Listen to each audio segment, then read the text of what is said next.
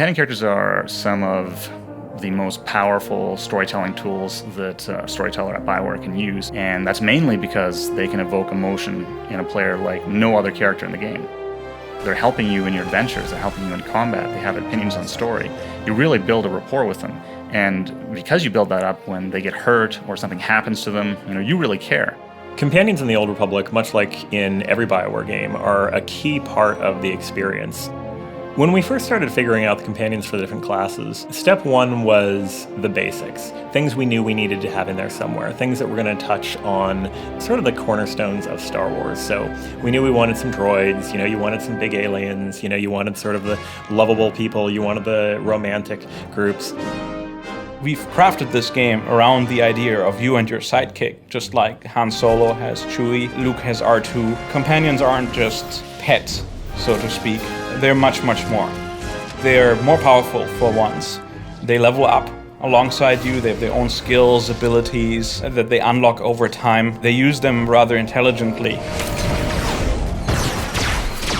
We spent a lot of time on the characters working with the writers, especially on the ones that were the love interests was always the thing, is we come up with a character and we want to give that face a certain character, right? So you give them kind of a bent nose or a big scar across their face, and the writers are like, yeah, I'm supposed to be romancing this guy, and you just disfigured him.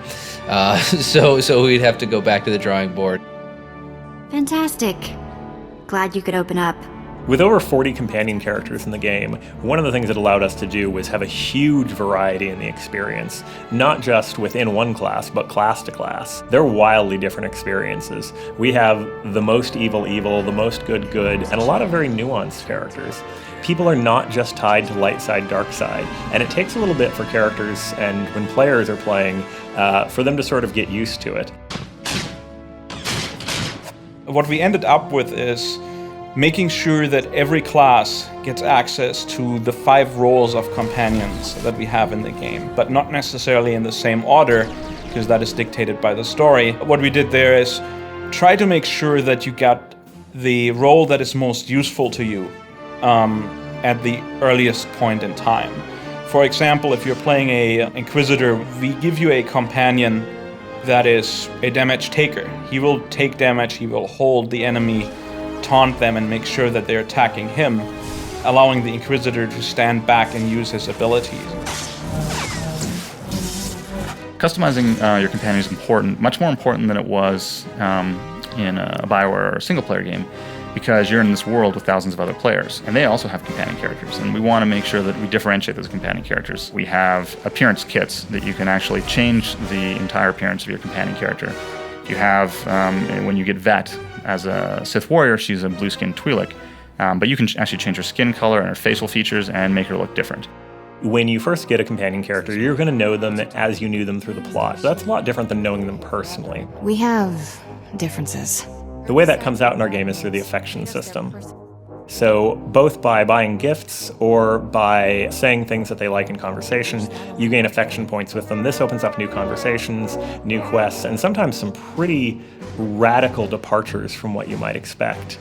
There are characters with dark secrets, there are giant, convoluted, interesting plots, and some people who are completely not what they appear to be that you would never ever know if you just left them on your ship and didn't talk to them. Watch your back, Khalil.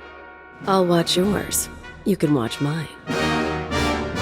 One feature that we have that I haven't seen in any other MMO is the ability to actually customize the behavior of your companion. In our game, you can actually go in and you can tell the companion which abilities you want them to use and which ones you don't.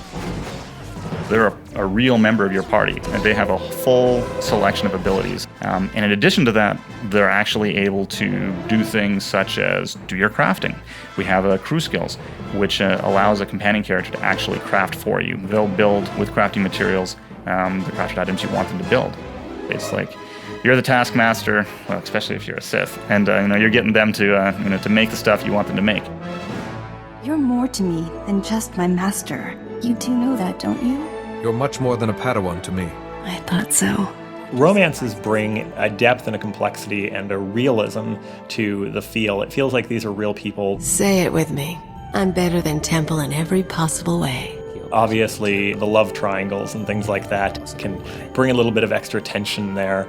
They're not things that you have to get involved with if people are not into the romance aspect. But if it was missing, I think it would seem very strange. Good behaving. Did you notice? Of all the companions, probably Vet is my favorite. She's sassy, she talks back, and you're like this evil Sith Lord guy in training, and you just get to shock her when you want to. It's just all really well done. Doesn't even hurt anymore. For pure, just squeal excitement, I love Blizz. The first time I saw Blizz, I was incredibly excited. The first time I saw Randy Beagle's writing of him, Blizz is so charming. I want a plush toy of Blizz more than anything else in our game. I think mission statement number 1 was the companion needs to be something positive. That meant a lot of work, a lot of iteration on features like pathfinding, artificial intelligence, and their abilities to make sure that they don't do frustrating things.